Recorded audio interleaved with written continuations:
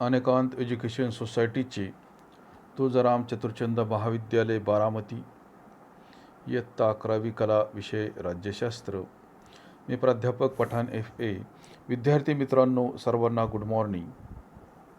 आपण विभाग 3 लोकप्रशासन यामध्ये प्रकरण 7वे लोकप्रशासन आपण पाहत आहोत. आपण आधीच्या तासाला लोकप्रशासनाची व्याप्ती पाहत असताना त्यामध्ये लोकप्रशासनाच्या व्याप्तीचे 2 वेगवेगळे दृष्टिकोन पाहिलेले आहेत. त्याच्यामध्ये संक्षिप्त दृष्टिकोन आणि व्यापक दृष्टिकोन यांचा आपण अभ्यास केलेला आहे. आजच्या तासाला आपण लोकप्रशासनाचा विकास कधी झाला, कसा झाला याचा आपण अभ्यास करणार आहोत. लोकप्रशासनाचा विकास होण्यासाठी कोणकोणत्या विचारवंतांनी योगदान दिलेलं आहे याचा आपण आढावा घेणार आहोत. लोकप्रशासनाचा विकास पाहत असताना प्राचीन काळापासून अनेक विचारवंतांनी प्रशासकीय विचार आणि व्यवहारामध्ये आपले योगदान दिलेले आहे. याच्यामध्ये काही पाश्चिमात्य विचारवंत आहेत आणि आपल्याला याच्यामध्ये आवर्जून भारतीय विचारवंत कौटिल्य आणि त्याचा असणारा अर्थशास्त्र ग्रंथ याचा सुद्धा या ठिकाणी आपल्याला उल्लेख करावा लागणार आहे. जसं की कौटिल्याचा अर्थशास्त्र हा ग्रंथ याचा जर आपण विचार केला तर हा प्राचीन भारतातील प्रशासन किंवा प्रशासनाविषयी आहे असं आपल्याला म्हणता येणार आहे. किंवा पाश्चिमात्य विचारवंत ग्रीक विचारवंत ॲरिस्टॉटल आणि त्याचा असणारा पॉलिटिक्स हा ग्रंथ, किंवा मॅकियावेली याचा दी प्रिन्स, हे जे ग्रंथ आहेत हे प्रशासनाच्या संदर्भातीलच ग्रंथ आहेत. आपण पाश्चिमात्य विचारवंत आणि त्याच्याबरोबर आपण कौटिल्य हा विचारवंत आणि त्याचा असणारा अर्थशास्त्र हा ग्रंथ याचा जर आपण विचार केला तर या ग्रंथाचा जर आपण विचार केला तर या ग्रंथामध्ये त्या ग्रंथाचं नाव जरी अर्थशास्त्र असं असलं तरीसुद्धा त्याच्यामध्ये बऱ्याच प्रमाणामध्ये राज्यशास्त्रावर आधारित त्या ठिकाणी लिखाण केलेलं आहे. प्रशासनाविषयी याच्यामध्ये लिखाण करण्यात आलेलं आहे.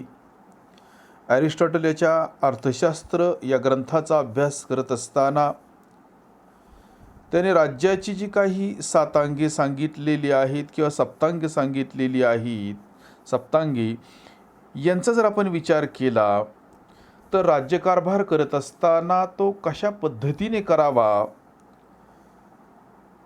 किंवा परराष्ट्र संबंध जोडत असताना आपल्या डोळ्यासमोर कोणती उद्दिष्ट ठेवली पाहिजेत आणि त्याच्या माध्यमातून आपल्या देशामध्ये स्थैर्य प्रस्थापित करत असताना परराष्ट्र संबंध म्हणजेच इतर राष्ट्रांबरोबर जे संबंध प्रस्थापित केले जातात त्याला परराष्ट्र संबंध असे म्हणतात. म्हणजे आपल्या देशामध्ये स्थैर्य प्राप्त करत असताना इतर देशांबरोबर आपले असणारे संबंध कशा पद्धतीचे असावेत याच्याविषयी सुद्धा भाष्य या विचारवंताने केलेलं आहे आपल्या अर्थशास्त्र नावाच्या ग्रंथामध्ये. तर राज्याची सप्तांगे जर पाहिली तर याच्यामध्ये बघा व्यवस्थित आहे का. पहिला मुद्दा आपल्याला सांगता येईल किंवा पहिला अंग आपल्याला सांगता येणार आहे स्वामी. आकडा 2 आपल्याला सांगता येणार आहे अमात्य. 3 आहे जनपद. 4 आहे दुर्ग. 5 आहे कोश. त्याच्यानंतर दंड आणि मित्र अशी राज्याची वेगवेगळी सप्तांगे अर्थशास्त्र नावाच्या ग्रंथामध्ये कौटिल्य विचारवंताने लिहिलेली आहेत. आणि याच्या माध्यमातून राजा आणि जनता यांच्यामध्ये संबंध कशा पद्धतीचे असावेत, राजाने जीवन जगत असताना त्याची दिनचर्या कशी असावी या सगळ्या गोष्टींबाबत त्याने विवेचन केलेलं आहे आणि राज्यकारभार करत असताना त्याने कशा पद्धतीने करावा याचं सुंदर वर्णन किंवा विवेचन त्याने या ग्रंथामध्ये केलेलं आहे आणि प्रशासनाविषयी माहिती याच्यामध्ये त्याने मांडण्याचा प्रयत्न केलेला आहे. आणि ही जी काही 7 अंगे आहेत ज्यात आपण पाहिली, तर ही 7 अंगे त्याच्यामध्ये सविस्तरपणे त्या ठिकाणी देण्यात आलेली आहेत आणि त्याच्या माध्यमातून त्याने प्रशासनाविषयी माहिती देण्याचा प्रयत्न केलेला आहे. आणि याच्या व्यतिरिक्त जर आपण विचार केला तर लोकप्रशासनाच्या पद्धतशीर अभ्यासाचं श्रेय जर कोणाला जात असेल तर 18व्या शतकातील जर्मनी आणि ऑस्ट्रिया येथे एक प्रणाली विकसित झालेली होती की ज्याचा उल्लेख आपल्याला कॅमेरॅलिझमच्या प्रणालीला दिले जाते. व्यवस्थित आहे का? कॅमेरॅलिझमची प्रणाली त्या काळी विकसित झालेली होती 18व्या शतकामध्ये जर्मनी आणि ऑस्ट्रिया या देशामध्ये. आणि लोकप्रशासनाच्या पद्धतशीर अभ्यासाचे श्रेय याच प्रणालीला जाते असं आपल्याला म्हणता येणार आहे. आणि या प्रणालीचा जर आपण विचार केला किंवा या प्रणालीचा जर आपण अभ्यास करण्याचा प्रयत्न केला तर या प्रणालीमध्ये शासकीय जे काही व्यवहार असतात या व्यवहारांचा पद्धतशीर किंवा या व्यवहारांच्या पद्धतशीर व्यवस्थापनावर त्या ठिकाणी भर दिलेला होता. मग ही जी काही प्रणाली आहे जी 18व्या शतकामध्ये जर्मनी आणि ऑस्ट्रिया या देशामध्ये ही विकसित झाली, तर याचा आपण आढावा घेणार आहोत. तर कॅमेरॅलिझम 17व्या व 18व्या शतकातील शास्त्रांच्या प्रणालीला कॅमेरॅलिझम असे त्या ठिकाणी म्हटले जाते. म्हणजे शास्त्रांच्या पद्धतशीर अभ्यास करण्याच्या प्रणालीला कॅमेरॅलिझम असे त्या ठिकाणी म्हटले जात होते. आणि जर्मनी आणि ऑस्ट्रिया येथील सम्राटांच्या प्रशासकीय यंत्रणा म्हणजे कामकाज करण्याची पद्धत, राज्यकारभार करण्याची पद्धत सम्राटांच्या म्हणजे जर्मनी आणि ऑस्ट्रिया येथील सम्राटांच्या प्रशासकीय यंत्रणा सुधारण्यासाठीचे हे एक त्या ठिकाणी तंत्र होते किंवा सुधारण्यासाठीचे हे काही प्रयत्न होते की ज्याच्या माध्यमातून प्रशासनामध्ये अचूकता आणता येणार होती. आणि आपण या सगळ्या गोष्टींचा आढावा घेत असताना म्हणजेच लोकप्रशासनाचा विकास कसा झाला, लोकप्रशासनाचं महत्त्व कसं वाढलं याचा आपण अभ्यास करत आहोत. याच्यामध्ये आपण कौटिल्य विचारवंत पाहिला किंवा ॲरिस्टॉटल हा पाश्चिमात्य विचारवंत, त्याच्यामध्ये सुद्धा त्याने त्याच्या पॉलिटिक्स नावाच्या ग्रंथामध्ये सुद्धा त्याने आदर्श राज्याची संकल्पना मांडलेली आहे. आदर्श राज्य, आदर्श राजा यांची त्याने त्या ठिकाणी संकल्पना मांडलेली आहे. म्हणजे आदर्श राज्य कसं असेल, आदर्श राजा कसा असावा, या आदर्श राजाने राज्यकारभार कशा पद्धतीने करावा आणि प्रशासन कशा पद्धतीने चालवावं याचा त्या ठिकाणी त्यांनी आढावा घेतलेला आहे. तसंच मॅकियावेली हा सुद्धा प्राचीन पहा पाश्चिमात्य विचारवंत आहे आणि त्यांनी सुद्धा दी प्रिन्स नावाच्या ग्रंथ लिहिलेला आहे. द प्रिन्स नावाचा ग्रंथ लिहिलेला आहे आणि याच्यामध्ये त्यांनी प्रशासनासंदर्भात त्या ठिकाणी काही विचार मांडण्याचा प्रयत्न केलेला आहे. मग लोकप्रशासनाचा जर आपण विचार केला तर लोकप्रशासन या विद्याशाखेचा जन्म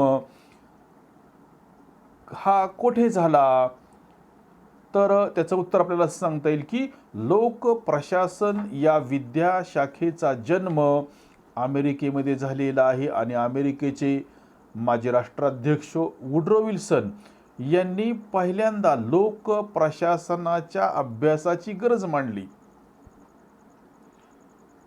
आणि लोकप्रशासनाचा अभ्यास या त्यांच्या 1887 सालच्या शोध निबंधाने लोकप्रशासनाचा त्या ठिकाणी लोकप्रशासन शास्त्राचा पाया रचला. शासनाची कार्यक्षमता वाढवण्याची गरज आहे असे म्हणणारे ते पहिलेच राजकीय नेते होते. म्हणजे शासनाबरोबर प्रशासनसुद्धा महत्त्वाचं आहे, कारण शासन निर्णय घेतो आणि त्या निर्णयांची प्रत्यक्ष अंमलबजावणी करण्याचं काम प्रशासनाच्या माध्यमातून त्या ठिकाणी केलं जातं. आणि म्हणून शासनाची कार्यक्षमता वाढवण्याची गरज आहे असे म्हणणारे ते पहिलेच राजकीय नेते होते. आणि शासनाचा एक अविभाज्य भाग आहे, पण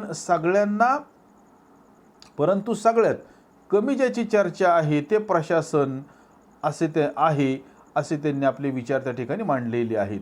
म्हणजेच शासन संस्थेचा तो अविभाज्य भाग आहे, पण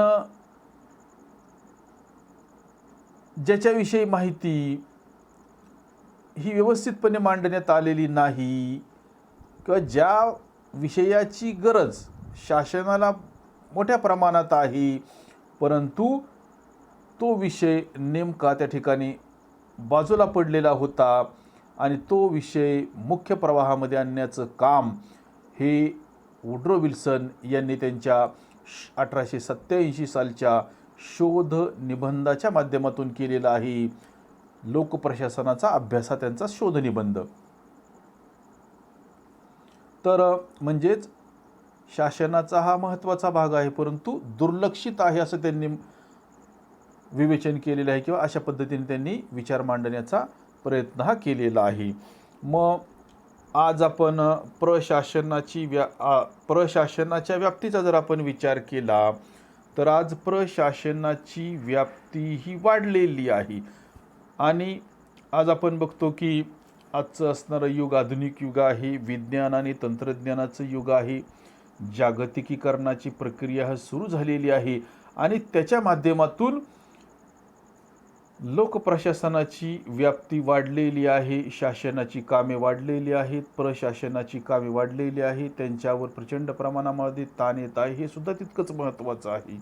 आणि म्हणून आज प्रशासनाची व्याप्ती ही वाढलेली आहे किंवा विस्तारलेली आहे. आणि मग तुलनात्मक लोकप्रशासन असेल किंवा विकास प्रशासन असेल किंवा नव लोकप्रशासन असेल किंवा नव लोकव्यवस्थापन असेल किंवा सार्वजनिक धोरण असेल किंवा सुशासन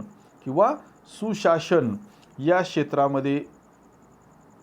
क्षेत्रांचा या ठिकाणी प्रशासनाच्या व्याप्तीमध्ये त्या ठिकाणी समावेश हा झालेला आहे.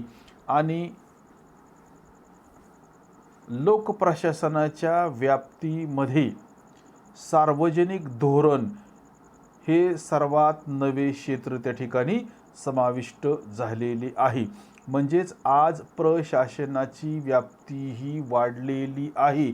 आणि मग आपण आताच पाहिले की तुलनात्मक लोकप्रशासन असेल किंवा विकास प्रशासन असेल किंवा नव लोकप्रशासन असेल किंवा नव लोक व्यवस्थापन असेल किंवा सार्वजनिक धोरण असेल आणि सुशासन, एक चांगलं शासन की जे जनतेची कामे करणार आहे, जनतेच्या कामांना ते प्राधान्य देणार आहे आणि त्यातून सुशासन ही संकल्पना त्या ठिकाणी विकसित झालेली आहे आणि या क्षेत्रांचा यात समावेश झालेला आहे. आणि आत्ताच आपण पाहिले की लोकप्रशासनाच्या व्याप्तीमध्ये सार्वजनिक धोरण हे सर्वात नवे क्षेत्र त्या ठिकाणी अलीकडच्या काळामध्ये समाविष्ट झालेले आहे. आणि मग आधुनिक काळामध्ये लोकप्रशासन फक्त अंमलबजावणीपर्यंत मर्यादित नसून त्याचा भर धोरण निर्मितीवर सुद्धा आहे. जसं की आपण पाहिलं की शासन संस्थेच्या माध्यमातून वेगवेगळे निर्णय घेतले जातात, धोरणं ठरवली जातात, धोरणं आखली जातात आणि त्यांची अंमलबजावणी ही प्रशासनाच्या माध्यमातून केली जाते. परंतु अलीकडच्या काळामध्ये लोकप्रशासनाच्या व्याप्तीचा जर आपण विचार केला तर लोकप्रशासन फक्त दिलेल्या कामांची किंवा आलेल्या धोरणांची अंमलबजावणी करत नाही, तर त्यांच्या माध्यमातून नवीन नवीन धोरण आखण्याचं कामसुद्धा त्या ठिकाणी केलं जातं. आणि या धोरण निर्मितीनंतर त्या कामांची किंवा त्या धोरणांची त्या ठिकाणी अंमलबजावणी करण्याचं काम हे लोकप्रशासनाच्या माध्यमातून केलं जातं. कारण आत्ताच आपण पाहिलं की आजचं जे युग आहे ते आधुनिक युग आहे, विज्ञान आणि तंत्रज्ञानाचं युग आहे आणि याच्या माध्यमातून कामाची व्याप्तीही वाढलेली आहे. मग शासन संस्थेची कामे असतील किंवा लोकप्रशासनाची कामे असतील किंवा प्रशासनाची कामे असतील, या सर्वांचीच व्याप्ती त्या ठिकाणी वाढलेली आहे, हे आपल्याला नाकारता येणार नाही. म्हणजेच लोकप्रशासनाचा विकास होत असताना याच्यामध्ये मार्गदर्शन करण्याचे काम कौटिल्याने त्याच्या अर्थशास्त्र नावाच्या ग्रंथाच्या माध्यमातून केलेले आहे. त्याच्यामध्ये त्याने राज्याची सप्तांगे सांगितलेली आहेत. त्याच पद्धतीने ॲरिस्टॉटल या विचारवंताने सुद्धा बरेच ग्रंथ लिहिलेले आहेत. त्यामध्ये पॉलिटिक्स नावाचा त्याचा जो ग्रंथ आहे, याच्यामध्ये त्याने राज्याविषयी विचार त्या ठिकाणी मांडलेले आहेत. प्रशासनाविषयी त्याने विचार त्या ठिकाणी मांडलेले आहेत. त्याच पद्धतीने मॅकियावेली याने सुद्धा द प्रिन्स नावाच्या ग्रंथामध्ये त्या ठिकाणी प्रशासनाविषयी त्यांनी विवेचन केलेलं आहे. अशा पद्धतीने आपल्याला लोकप्रशासनाचा विकास, परंतु लोकप्रशासनाला मुख्य प्रवाहामध्ये आणण्याचं काम वुड्रो विल्सन यांनी केलेलं आहे.